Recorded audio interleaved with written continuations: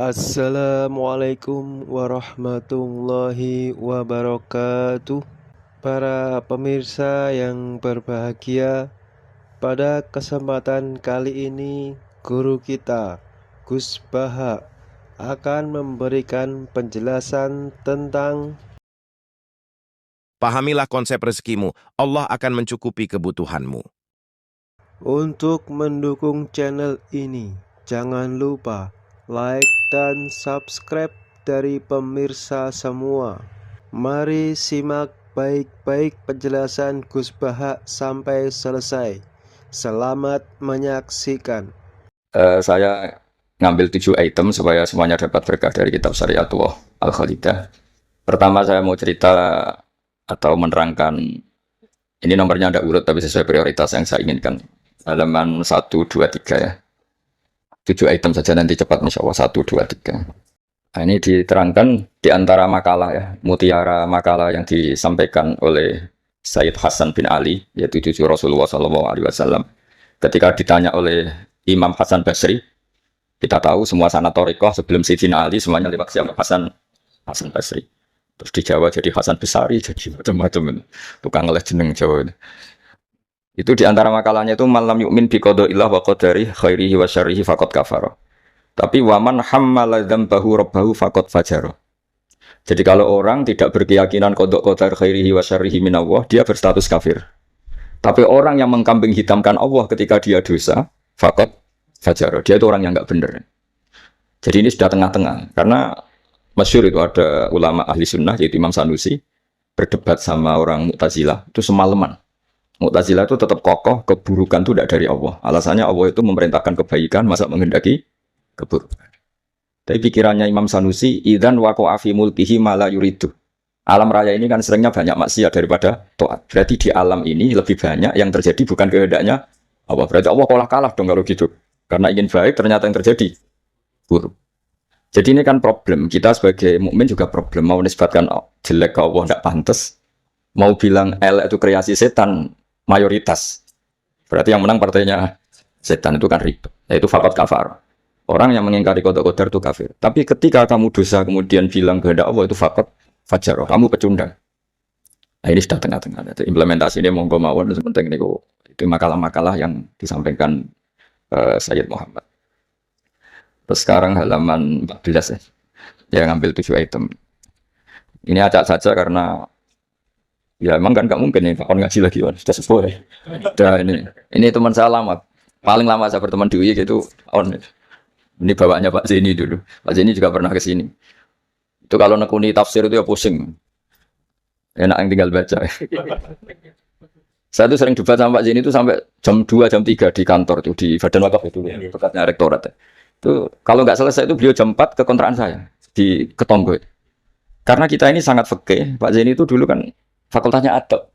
Beliau di sastra kan Pak Tamlis. Jadi beliau lebih mengedepankan aspek bala-bala. Saya fikih. Misalnya gini, sama terjemah ini kalau bisa hebat itu sudah bisa boyong. Misalnya azani la yang kifu illa zaniatan abus. Itu ayat hukum apa ayat faktual? Di ilmu ushul fikih itu diteliti. Kalau ayat hukum berarti maknanya pezina itu nggak boleh nikah kecuali dengan pezina. Pertanyaannya, jenenge zina aku ora kepengin nikah, kepengin kumpul kebo. Enggak usah dilarang ya sudah.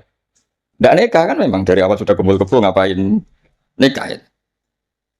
Jadi kalau diharamkan gunanya apa? Mereka sudah tiap hari kumpul kebo. Apa itu ayat faktual? Maksudnya Allah cerita al-waqi'ah, waqi'atul hal. Kalau dalam ilmu ushul fikih, waqi'atul hal itu gini. Jenenge wong zina iku trennya ya untuk wong sing padha-padha zania. Kan gak mungkin zanen kenalan mbek Hafidhah gitu. Hafidhah kenalan. Jadi karena masa lalunya itu temannya itu ya untuk ya itu. Jadi itu bukan masalah hukum tapi masalah faktual. Jadi kalau dosen ya untuk dosen kan kira dokter ya untuk dokter kan kira-kira gitulah. Orang itu akan mendapatkan sesuai komunitasnya. Kalau mahasiswa sesuai yang dipacar lah. Orang akan menikah sesuai yang dipacar. Pacar terakhir Pak. Yang dulu-dulu kan gagal. Nah, itu bedanya jauh nanti. Kalau itu dianggap ayat faktual, maka nggak dianggap nasah mansuh. Tapi kalau itu dianggap ayat hukum, pernah ada hukum bahwa orang yang soleh nggak boleh nikah zania. Terus hukum itu dimansuh oleh ayat wa angkihul ayama minkum wassolihin min ibadikum wa imam. Oh itu kan nggak bisa selesai. Mbok Sya'rawi, Mbok Imam Suyuti itu tidak akan selesai perdebatan seperti itu. Nah, kalau menurut asbabun nuzul ya mirip iya mirip enggak. Jadi dulu tuh sahabat dulu kan punya masa lalu lah. Di antara sahabat tuh ada yang punya pacar perempuan cantik namanya tuh Anak. Ketika dia sudah Islam sudah baik masih kangen sama pacar lamanya. Pacarnya tuh di Mekah. Ketika Fatu Mekah ingat lagi. Jadi kayak mantannya sampean terus rondo neliling meneh. Manusiawi sekali terus. Alhasil terus tanya ya Rasulullah kalau saya nikah anak boleh ndak? Tapi dia masih begitu, maksudnya masih profesinya masih seperti itu, masih PSK lah kira-kira gitu. Kira-kira baghiyah kalau dalam bahasa Arab itu baghiyah. Terus karena si cowoknya ini sudah afif, sudah soleh, sama Quran dilarang jangan. Kamu orang soleh kok nikah sama yang seperti itu. Larangan ini tuh larangan hukum, apa larangan sosial, apa larangan etika itu perdebatannya ulama usul fikih. Kalau larangan hukum itu jelas kelirunya. Justru Islam tuh ingin yang zania itu nang nikah dan statusnya zania itu hilang. Makanya Nabi itu punya sekian sisi unik karena beliau kadang ngendikan hukum, kadang ngendikan etika, kadang ngendikan tadi faktual, waqiatul hal. Misalnya begini, ada seorang zania. Ini saya cerita aspek fikih. Zania sudah hamil, dinikahi orang lain. Ini harus melahirkan dulu apa enggak? Hampir semua ulama bilang enggak usah karena enggak perlu ada apa? Iddah. Untuk zania enggak perlu iddah karena iddah itu kan untuk nikah yang sah. Tapi suatu saat Nabi itu pernah ditanya, ya Rasulullah ada orang yang biasa kumpul kebo, lelaki dan perempuan bisa kumpul kebo, sekarang sudah nikah. Itu Nabi ngapresiasi dan beliau ngendikan, qad kharaja min sifahin ila nikahin. Ya baguslah sekarang yang tadi malam mungkin masih berstatus kumpul kebo, gara-gara nikah, sekarang kumpulnya sudah kumpul nikah. Jadi Nabi komentar, qad kharaja min sifahin ila nikahin. Dia sudah keluar dari tradisi kumpul kebo menjadi tradisi yang baik, yaitu nikah. Hubungan intimnya sudah berstatus nikah. Makanya kita-kita yang kiai itu kalau ada orang minta dikawinkan, itu bingung. Bingungnya kalau langsung dikawinkan geger BKUA. Kalau enggak, yang nakal loh. Justru kalau kayak kangkang enggak nakal itu enggak wajib menikahkan sekarang. Nanti 40 tahun lagi ya enggak apa-apa. Tapi kalau orang nakal itu malah harus. Kalau minta dinikahkan sekarang kok kamu enggak mau, kan bisa aja malamnya gitu lagi. Padahal kalau kamu mau menikahkan, kumpul malamnya nanti sudah halal ya, sudah sah. Tapi kalau kamu enggak nikahkan, kumpul kebo. Dan kuncinya di kamu karena kamu disuruh. Jadi mau tidak mau terlibat. Makanya kalau dalam hukum mengislamkan orang itu nggak ada boleh waktu jeda. Misalnya ada orang kafir tanya, Gus Pak saya syahadatkan.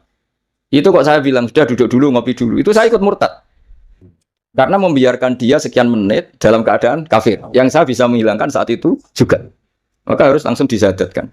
Karena eko alal kufri kufrun menetapkan kekafiran itu ya nggak boleh saya mandi dulu atau ngopi-ngopi dulu, nggak boleh harus langsung. Ibarat gini lah. Kafir itu kan taruhannya neraka. Ibarat ada orang kecelakaan, kamu pas pakai celana pendek di jalan, kan nggak boleh kamu, tak pakai baju dulu. Sedang dipelindes truk lagi kan, harus langsung. Meskipun Anda dalam kondisi yang tidak sempurna. Nah, resikonya tadi, pas kamu bikin kopi, ternyata orang itu mati. Berarti matinya mati kafir. Yang Anda kan langsung kamu talqin syahadat, dia mati Islam. Begitu juga orang yang kumpul kebo minta kamu nikahkan sekarang. Kalau kamu nikahkan, maka nantinya sudah kumpul nikah. Tapi kalau enggak, nah tapi kalau orang soleh seperti ini biarin aja nggak apa-apa. Jadi orang soleh itu ya ada resikonya karena tidak mengharuskan nang nikahkan itu. Nah itu dibicarakan oleh ulama-ulama itu. Jadi apa?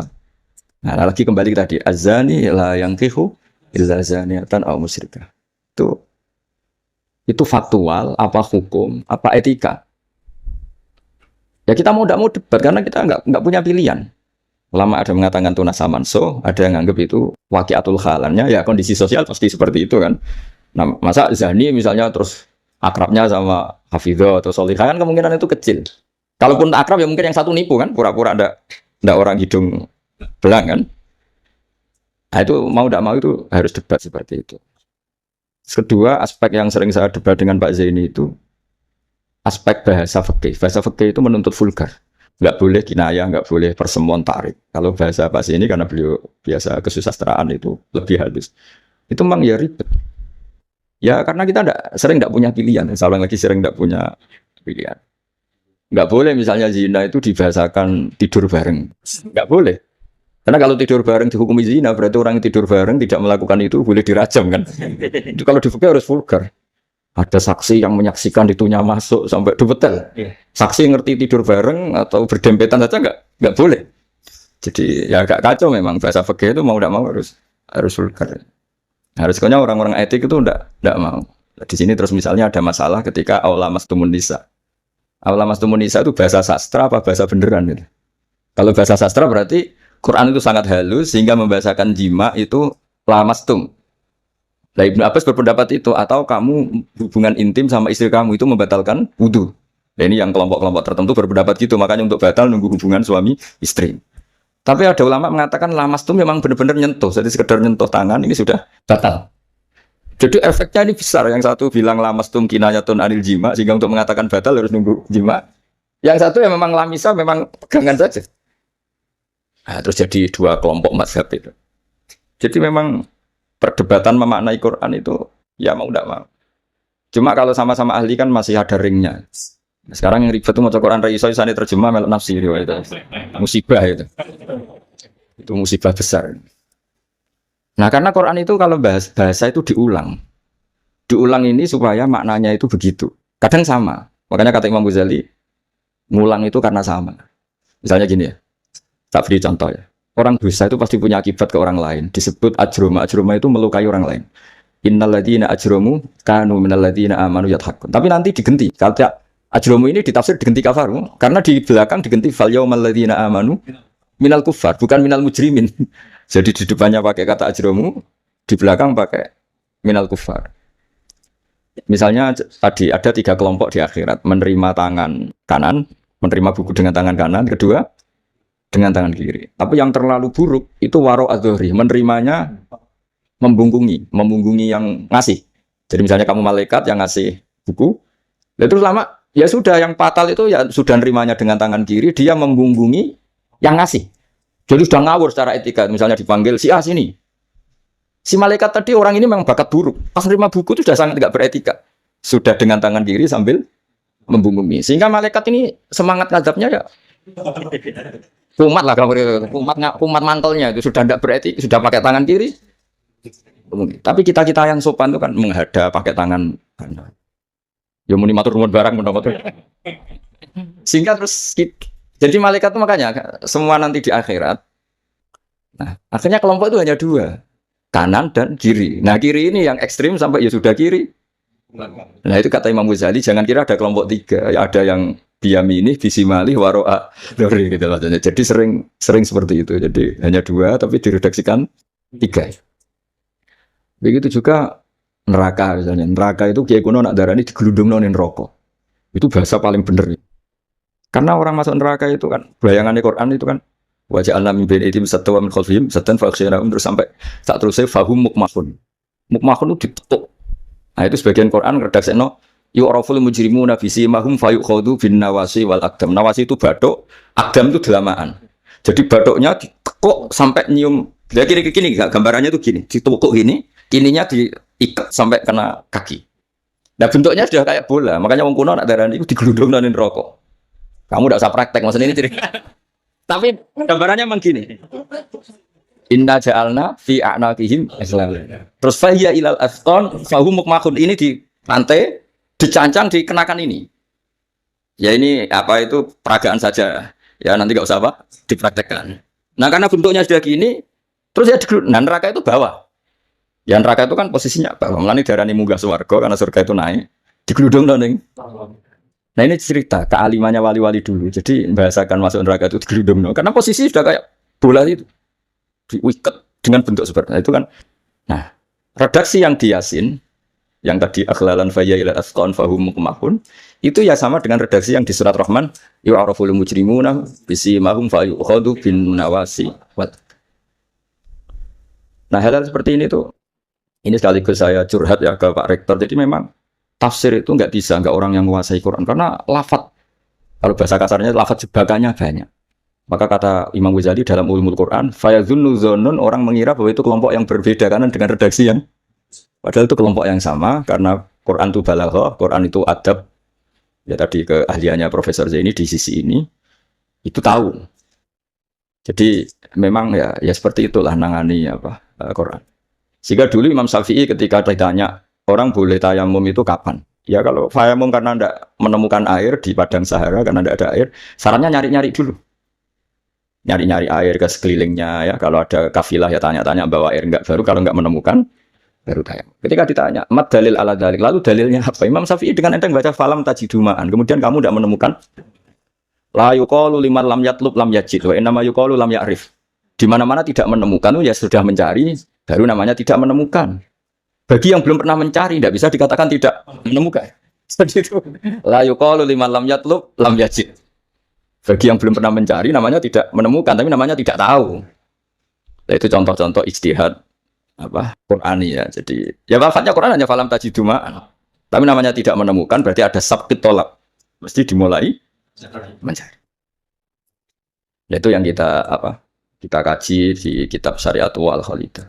Ya, terus berikutnya ini ya acak saja. Enggak sampai 7 ya enggak apa-apa, sekarang nanya aja. Ini kan curhat susahnya terjemah. Makanya terjemah itu antar orang alim ya beda, bodoh sama alim tambah beda. Cuma yang satu ngawur lah, yang enggak ngerti ngawur itu kalau tidak tahu kok. Ya, halaman 42 ini yang masalah kias.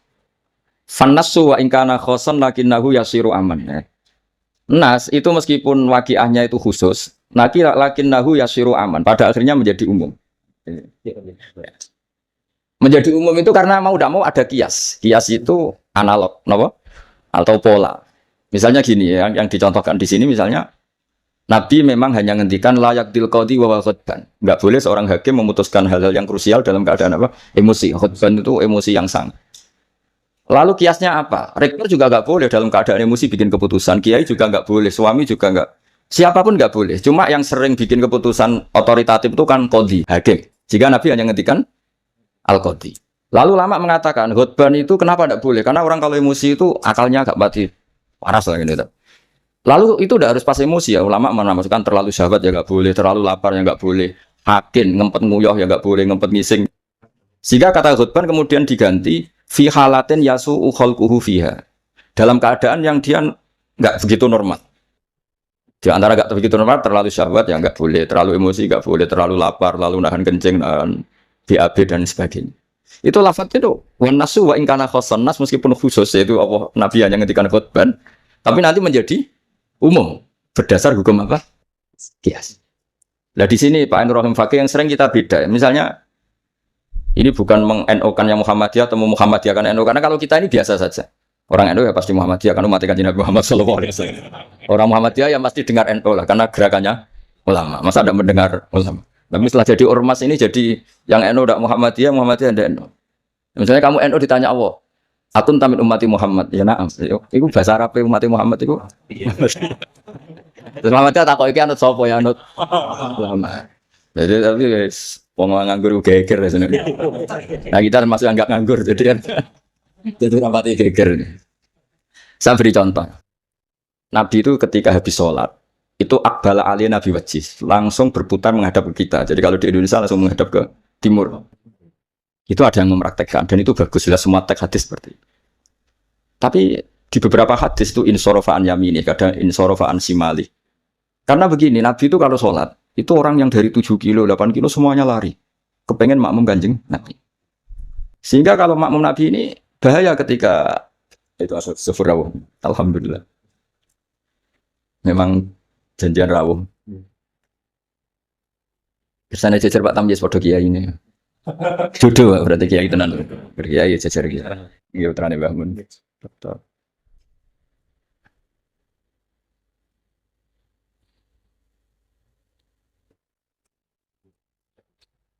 Mau niki jejer Pak Tamjiz padha kiai ini. Oh, Gus.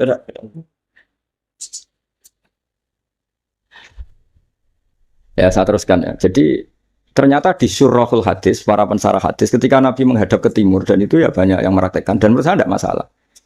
Itu karena Nabi tidak ingin orang yang datang terlambat. Kalau dalam bahasa fikih disebut masbuk. Itu Nabi ngira fi sholatin. Padahal hakikatnya sudah tidak sholat. Jadi andaikan Nabi tetap menghadap ke barat, misalnya di Indonesia dengan posisi duduk yang sama, maka yang datang terlambat langsung usolli fardhu zuhri makmuman dengan arti makmum ke Nabi terus duduk. Nah kalau dia makmum padahal Nabi nyatanya sudah selesai. Itu sholatnya tidak sah karena menggantungkan sholat atau iktimam dengan orang yang sudah tidak sholat. Nah sehingga gerakan Nabi ini dianggap maklumat kalau beliau sholatnya selesai. Nah karena filosofinya itu maklumat kalau sholatnya sudah selesai, ada yang milih memang benar-benar ke timur juga maklum kan, kamu mungkin sholat madhab ke timur. Sehingga yang datang tahu, ada yang milih ngalor. Jadi sebetulnya itu bisa pakai, ya kayak orang tahlilan pakai kepok sudah selesai itu kalau gitu. Sebetulnya bisa pakai apa saja, yang penting memaklumatkan kalau sholatnya itu. Ini yang ngendikan tidak saya, kitab Fathul Bari karangan Ibnu Hajar Al Asqalani, Sarah Bukhari paling populer. Nah itu yang disebut Sayyid Muhammad wa nasu wa in kana khoson fa innahu yasirun aman. Ya kayak tadi misalnya laiktil qadi wa huwa khutban, kemudian khutban ini memasukkan semua kondisi yang kita kurang fit. Itu tidak boleh bikin apa? Keputusan. Qadi ya juga kita ganti. Tidak harus qadi, Pak Rektor, Pak dosen, seorang suami kalau bikin keputusan jangan dalam keadaan yang khutban atau ngempet nguyuh, ngempet ngising, hakin itu. Kalau dalam bahasa Arab hakinan itu. Nah ini penting saya utarakan karena kalau kita terlalu tekstualis, itu nanti kita naik Innova tidak perlu baca subhanalladzi sakhkhara lana hadza. Karena ayatnya itu kan wal khayla wal bihola wal hamira litarkabuha wa zina. Ini tidak ada Innova. Ya. Ayatnya ya litas tahu ala ya sumatas guru ni'mat rabbikum litas tahu itu mali wa taqulu subhana. Ini kan jelas litas tahu ala zuhur ini Innova tidak ada zuhurnya, ini tidak ada punggungnya. Jelas ayat sebelumnya tentang wal khayla wal bihola wal hamira litarkabuha wa zina. Nah, jadi kalau terlalu tekstualis maka naik Innova Ferrari itu tidak usah baca subhanallah karena ayat ini tentang dua ya tentang khimar dan seterusnya. Makanya kajian kitab Syariat wal Khalidah dan alhamdulillah saya khatam dan saya ada ngira bahwa sebenarnya saya khatam sudah 3 hari yang lalu tapi saya bilang kayak ada wangsit. Ini nanti ada khataman spesial lala Pak Rektor mau ke sini tanggal 12 saya bilang ke santri-santri ya, biar ikut hormat apa khatam. Jadi itu saja nanti saya mohon curhatnya Pak Rektor tadi sudah curhat di teras saya 15 menit Pak on ya, sekitar 10 menit mungkin Sufur 10 menit nanti yang tunggu ke Mansur kalau Pak Rektor tunggu rapati mati karena jadi rektor tuh hisapnya berat jadi dosanya itu seneng kayak keputusan nggak siap jadi objek keputusan itu ya emang udah mau emang tapi itu bagus kata bapak gue kudu wani jadi kiai tapi dados kiai ngaten wong tawaduk ora mutu jare bapak. Gayane tawaduk asline mau tanggung jawab. Jadi bapak itu saya dulu ya heran kenapa bapak itu lebih suka kancanan wong mlete timbang wong tawaduk. Dulu saya tuh heran. Setelah saya jadi kiai itu wong mlete ku luwih gampang syukur. Ya, cuma wong sing ra cocok darani ngono iku mlete. Asline mlete ku gampang syukur. Lah apa dadi rektor, dadi pegawai negeri ra enak dadi wong biasa ngopi ra ono sing ngekang. Ya sudah kalau dia caranya syukur seperti itu biarkan saja. Itu kan mlete, mau dadi rektor, mau dadi menteri ra enak urip kok terikat. Padahal misalnya dia gelem ya ora ono sing dadekne. Tapi cara dia syukur memang akan ngomong terus seperti itu. Gak enak jadi PNS, jadi rektor ra enak, jadi menteri ra enak. Wong kok terikat, enak jadi wong ini iki, buta rokokan, buta ngombe. Dulu saya nganggap orang seperti itu meliti. Tapi bapak tuh suka sama orang seperti itu. Setelah saya jadi kiai itu tahu ternyata itu bahasa syukur. Ya, iya membela diri. Emang dia happy-nya kalau ngomong seperti itu ya. Sebojone lek ra enak Gusti bojo ayu dadi sawang-sawangane wong. Wes auni-unimu yang penting sudah itu cara dia syukur. Saya tuh belum pernah loh kalah debat orang kecuali sama orang desa itu. Anaknya tuh minta motor Pak Rektor, motor sepeda motor. Nggak boleh ada orang kaya. Bapaknya ke sini. Anaknya komplain, "Bapak kok medit. Nunjuk motor ora oleh padahal orang kaya." Bapaknya ke sini tuh masuk akal. Anak di pondok tambah goblok. Mergo njuk kok motor. Lah kok goblok, Pak? Jenenge donya iku Gus iku sing lahirno donya kok sapi kan mana, wedhus mana. Wong donya kok mangan donya. Motor itu kan beli bensin nyervis. Jadi orang beli mobil itu goblok teman. Jadi ya profesor dokter kalau punya mobil cara dia ya goblok. Kiai-kiai yang punya mobil cara dia jenenge donya iku sing lahirno donya. Donya kok mangan. Wah. Iki kok pinter juga. Akhirnya Pak, sampean ngene Pak, diteropon Agus Pak motor. Goblok. Tapi kita menjadi tahu ternyata di balik lugune ku ya ono pinter ya. Meskipun dia pecundang, hanya pecundang itu gak gelem motor nang ndi yo ngetroponakane. Tapi ya intinya hidup itu harus mendengar. Jadi bapak itu senang mbek wong mlete. Nek wong tawaduk itu gak mati. Karena alasannya bapak kon imami gak gelem, kon takmir masjid gak gelem, dadi rektor gak gelem. Wis wadune mau tanggung jawab terus engko nek ono salah karek ngritik. Lha iku ora tawaduk wong Indo jare bapak. Nah ini cerita kearifan orang-orang dulu. Jadi orang-orang dulu kelihatannya seenaknya tapi sudah dihitung. Ternyata orang Melite itu ya dia membela dirinya sampai seperti itu. Membela gak gelem mau jadi menteri, jadi rektor gak enak urip terikat. Padahal nanti kan dia gelem ya enggak ada yang nawarin. Ya sudah tapi cara dia syukur seperti itu. Disampun sekali lah ini khataman Syariat wal Khalidah. Mungkin saya mohon Gus Sufur untuk cerita hubungan Mbah Mun dengan Sayyid Muhammad yang Pak Rektor sama Pak Oni curhat. Kok secara berurutan kalau mohon sekali supaya semuanya dapat berkah dari Sayyid Muhammad bin Alawi Al-Maliki Al-Hasan.